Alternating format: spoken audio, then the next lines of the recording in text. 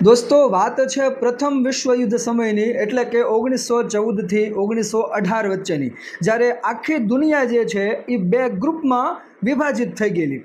એક ગ્રુપ જે હતું જેનું નેતૃત્વ યુનાઇટેડ કિંગડમ એટલે કે હાલનું ઇંગ્લેન્ડ કરી રહ્યું હતું, અને એની સાથે સાથે બીજા દેશોમાં ફ્રાન્સ, ઇટલી અને રૂસ પણ હતા.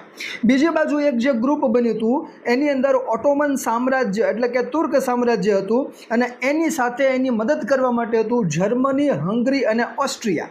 હવે આ બંને જે ગ્રુપ બન્યા એ બંને ગ્રુપની વચ્ચે 1914થી 1918ની વચ્ચે પ્રથમ વિશ્વયુદ્ધ થયું. હવે મિત્રો, તમે જાણતા હો તો તમને ખ્યાલ હશે કે યુનાઇટેડ કિંગડમ એટલે કે બ્રિટેન જે છે એ હંમેશા દુશ્મનોને હરાવવા માટે એક રણનીતિ અપનાવે છે, અને એ રણનીતિ છે ભાગલા પાડો અને રાજ કરો. હવે મિત્રો, અહીંયા સમજો કે આ રણનીતિને બ્રિટેને પ્રથમ વિશ્વયુદ્ધમાં કઈ રીતની અપનાવી એ તમને હું સમજાવું, અને અહીંયા તે ઇઝરાયલ નામનો દેશ બનવાના મૂળિયા પણ સમાયેલા છે. મિત્રો, વાત જાણે એમ હતી કે પ્રથમ વિશ્વયુદ્ધમાં જીતવા માટે અને જર્મનીને હરાવવા માટે બ્રિટેને એક ચાલ રમી, અને એ ચાલ શું હતી તો કે ભાઈ, જર્મનીની અંદર એક પ્રજાતિ હતી જેને આપણે યહૂદી કહીએ છીએ. હવે આ યહૂદી હંમેશા જર્મનીની સરકારની સામે પોતાના અધિકારો મેળવવા માટે લડાઈ લડતી રહેતી. હવે આ યહૂદી પ્રજાને યુનાઇટેડ કિંગડમ એટલે કે બ્રિટેને ટાર્ગેટ કરી, એને ચડાવવાનું શરૂ કર્યું, એની ચાવી ટાઈટ કરી, અને યહૂદી પ્રજાને એમ કીધું કે ભાઈ, જો તમે પ્રથમ વિશ્વયુદ્ધની અંદર અમારો સહયોગ કરશો તો અમે તમને એક નવો દેશ બનાવીને આપીશું. કઈ રીતનો સહયોગ કરશો તો કે જર્મનીની સરકારની વિરુદ્ધમાં યહૂદી લોકોએ એક વિદ્રોહ કરી દેવાનો અને બ્રિટેનને યુદ્ધ જીતવા માટે મદદ કરવાની. તો સામે યહૂદી લોકોએ એમ કીધું કે ભાઈ, અમને શું બદલામાં મળવાનું છે. એટલે બ્રિટેને એમને એક પ્રોમિસ આપ્યું કે જો તમે લોકો અમને આ યુદ્ધ દરમિયાન જર્મનીને હરાવવા માટે મદદ કરશો અને જર્મનીની સામે તમે લોકો બળવો કરશો તો અમે તમને ફિલિસ્તાનની અંદર એક નવો દેશ આપીશું. મિત્રો, આ વાત યાદ રાખજો, આ નવો દેશ આપીશું એ જે વચન આપવામાં આવ્યું એને ધ બેલફોર ડિક્લેરેશન કહેવામાં આવે છે. મિત્રો, ખાસ સમજો, ધ બેલફોર ડિક્લેરેશન અંતર્ગત બ્રિટેને યહૂદી લોકોને એક એવું વચન આપ્યું હતું કે અમે તમને લોકોને ફિલિસ્તાનની અંદર એક નવો દેશ બનાવી દઈશું.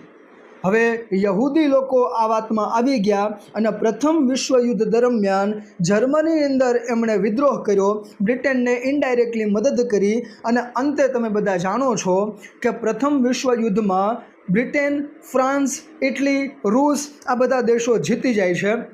અને પછી ધીમે ધીમે જ્યારે જર્મનીને ખબર પડી કે અમે કેમ આ પ્રથમ વિશ્વયુદ્ધ હાર્યા, તો એને પણ અંદાજો આવી ગયો કે અમારા ઘરના જ ખૂટલ હતા.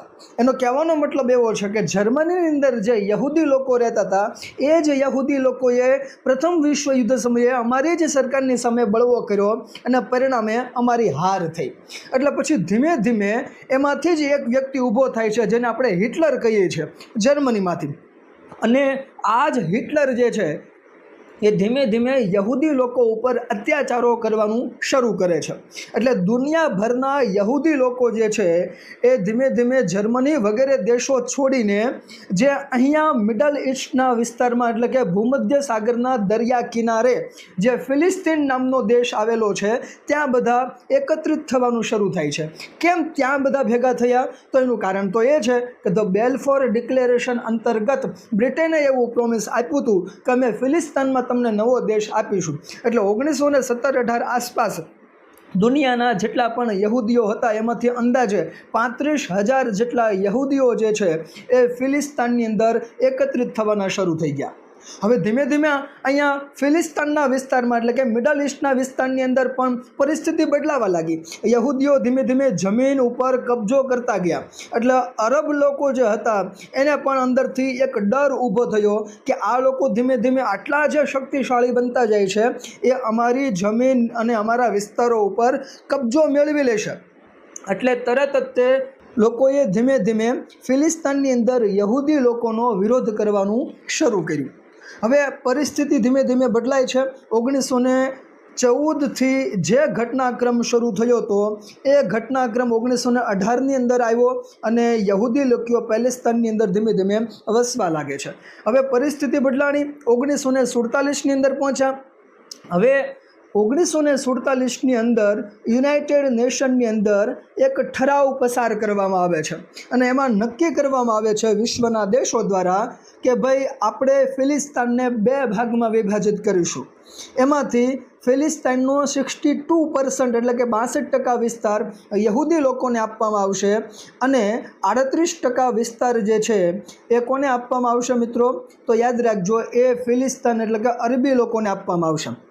અને પેલેસ્ટાઇનનો આ આખો જે વિસ્તાર બન્યો છે ત્યાંથી જ, એટલે કે તમે એવું સમજો કે જ્યારે 14 મે 1948ના રોજ યહૂદી લોકો માટે યુનાઇટેડ નેશને એક નવો દેશ બનાવી દીધો, ત્યારથી અરબો અને યહૂદીઓની વચ્ચે એક ઘર્ષણ શરૂ થઈ ગયું. બંને વચ્ચે એક વિવાદ જે છે એ શરૂ થઈ જાય છે.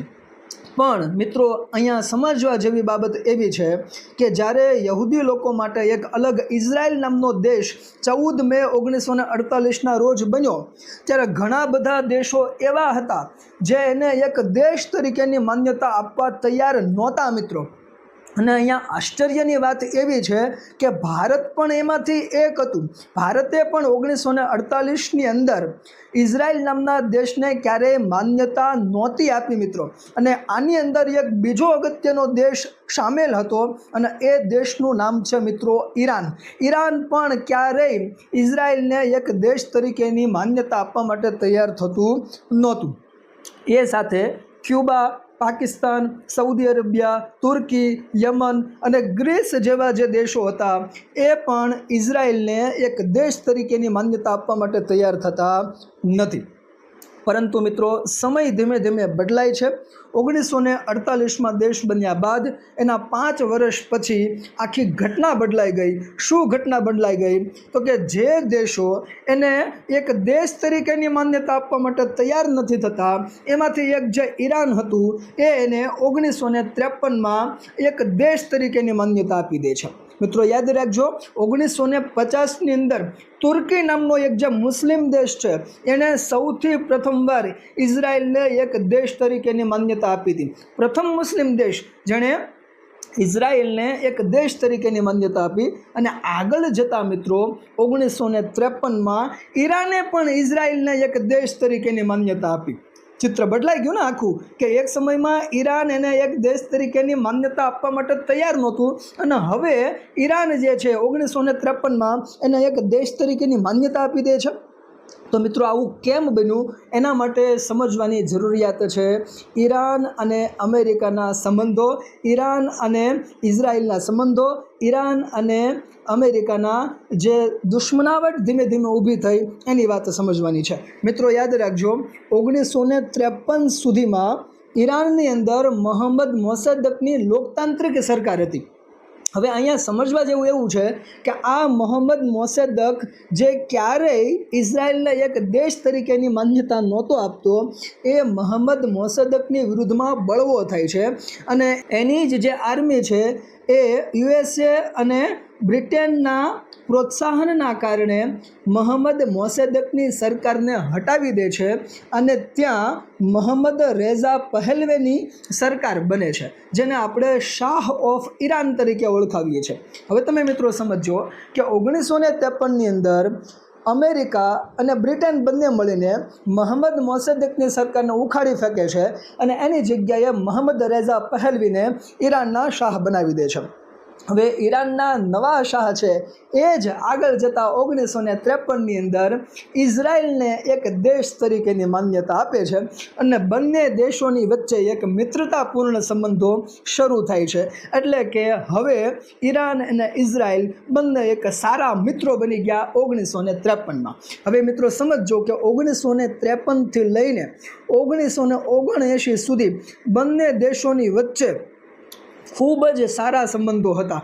બંને દેશોની વચ્ચે ઇવન તમે એવું સમજી લો કે ઈરાનના એક છેડાથી લઈને ઇઝરાયલના બીજા છેડા સુધી એક પેટ્રોલની પાઇપલાઇન પણ નાખવામાં આવી હતી, કારણ કે ઈરાનમાં ઘણું બધું પેટ્રોલનું ઉત્પાદન થતું અને ઇઝરાયલ પાસે ઘણી એવી ટેકનોલોજી હતી, એટલે બંને એકબીજાને મદદ કરતા ઇઝરાયલ જે છે ઈરાનને ટેકનોલોજી આપે છે અને ઈરાન જે છે એ ઇઝરાયલને પેટ્રોલ આપે છે. તો આવી રીતના બંને દેશોના સંબંધો ખૂબ સારા વિકસ્યા. ઇવન ઈરાનની અંદર આધુનિકતાનો રાફડો ફાટ્યો. તમે એવું કહી શકો કે જેવી રીતે અમેરિકા, બ્રિટન, ફ્રાન્સની અંદર લોકો પહેરવેશ પહેરે છે, જેવી રીતનું ભોજન કરે છે, જેવી રીતનું એની રહેણી કહેણી છે, એ બધું જ એક મુસ્લિમ રાષ્ટ્રની અંદર એટલે કે ઈરાનની અંદર શરૂ થઈ ગયું. એટલે તમે એવું કહી શકો કે આધુનિકીકરણ શરૂ થઈ ગયું. હવે અહીંયા પ્રશ્ન એ છે કે આવડું આ આંધળું આધુનિકીકરણ હતું કે ખરેખર આધુનિકીકરણ હતું, એ તો હવે સમય જ જવાબ આપશે. પરંતુ આ 25 વર્ષનો જે અંદાજે સમયગાળો છે એ 1953થી લઈને 1979 સુધી ઈરાનની અંદર જબરજસ્ત આધુનિકીકરણ થયું. ઇવન એવું કહી શકાય કે ઈરાનનું પશ્ચિમીકરણ થયું. હવે આ સમયગાળા દરમિયાન મોહમ્મદ રેઝા પહેલવીએ ઇઝરાયલ સાથે ખૂબ સારા સંબંધો વિકસાવ્યા હતા. પરંતુ બે મિત્રો ઈરાનની અંદર એવા હતા જેને આપણે ખુમેની અને ખેમેની કહીએ છીએ. આ બંને કટ્ટર ઇસ્લામી વ્યક્તિઓ હતા. આ ક્યારેય એવું નહોતા ઈચ્છતા કે ઈરાનની મુસ્લિમ સંસ્કૃતિ ઉપર અમેરિકા કે બ્રિટન ક્યારેય આઘાત પહોંચાડે, લોકોનું માઇન્ડ કન્વર્ટ કરે અને એને આધુનિકતા તરફ પ્રેરી જાય. એ હંમેશા કટ્ટર મુસ્લિમવાદને આગળ વધારવા માંગતા હતા. એટલા માટે 1979ની અંદર સેના સાથે મળીને ખેમેની અને ખુમેની નામના બંને વ્યક્તિઓએ ઈરાનની અંદર તખ્તા પલટ કરાવી નાખ્યો 1979ની અંદર.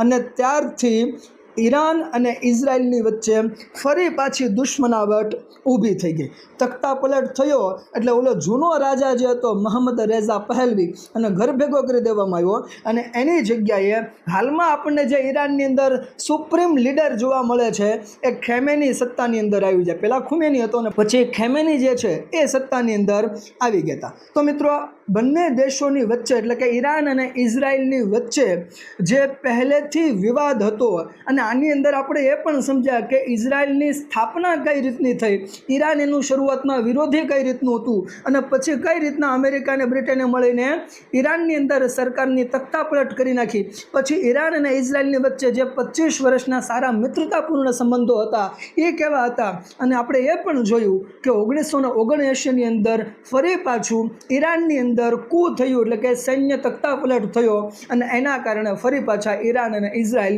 બંને કટ્ટર દુશ્મન બની ગયા. એ પણ આપણે અહીંયા સમજ્યા. હવે અત્યારે ઈરાન અને ઇઝરાયલ એકબીજાની સાથે દુશ્મનાવટ કેમ રાખી રહ્યા છે, કેમ એકબીજાની સાથે યુદ્ધ કરી રહ્યા છે, તો એને સમજો મિત્રો કે 1953થી 1979 દરમિયાન ઇઝરાયેલે ઈરાનને જે તાલીમ આપેલી, જે હથિયારો આપેલા, જે ટેકનોલોજી આપેલી, એ જ ટેકનોલોજીની મદદથી ઈરાન આજે આધુનિક હથિયારો બનાવી રહ્યું છે અને એની અંદર પરમાણુ બોમ્બ બનાવવાનું પણ સામેલ છે, આવો ઇઝરાયલનો આરોપ છે. હવે જો ઈરાન પરમાણુ બોમ્બ બનાવી નાખે તો ભવિષ્યની અંદર ઇઝરાયલ સામે અસ્તિત્વનું સંકટ ઊભું થાય. એટલે એને ઉગતા જ ડાબી દેવા માટે થઈને ઇઝરાયેલે ઈરાન ઉપર એટેક કરી દીધો છે અને ભવિષ્યમાં ઈરાન ક્યારેય એની ઉપર આક્રમણ ન કરી શકે એની તૈયારીઓ કરી દીધી છે. અને એટલા માટે જ હાલમાં બંને દેશોની વચ્ચે યુદ્ધ થઈ રહ્યું છે અને અમેરિકા પણ આની અંદર ઇઝરાયલની પડખે ઊભું છે. અમેરિકાએ તો ત્યાં સુધી કહી દીધું છે કે ખેમેનીએ હવે સરેન્ડર કરી દેવું જોઈએ. જોકે ખેમેનીએ વળતો જવાબ પણ આપી દીધો કે અમે મરી જશું પરંતુ સરેન્ડર કરશું નહીં. મિત્રો તો હવે જોવાનું છે કે શું આ યુદ્ધ દુનિયાને ત્રીજા વિશ્વ યુદ્ધ તરફ દોરી જશે કે થોડાક જ દિવસની અંદર આ બધી જ વાતો જે છે એનું સમાધાન થઈ જશે અને વિશ્વમાં ફરી પાછી શાંતિ સ્થપાશે. આ વાત તો હવે ભવિષ્યના ગર્ભમાં સમાયેલી છે. જો મિત્રો તમને અમારી આ વિડીયો સ્ટોરી પસંદ આવતી હોય તો અમારી ચેનલને લાઇક, શેર અને સબસ્ક્રાઈબ કરજો અને તમારા મિત્રો સાથે એને શેર પણ કરજો. આભાર મિત્રો.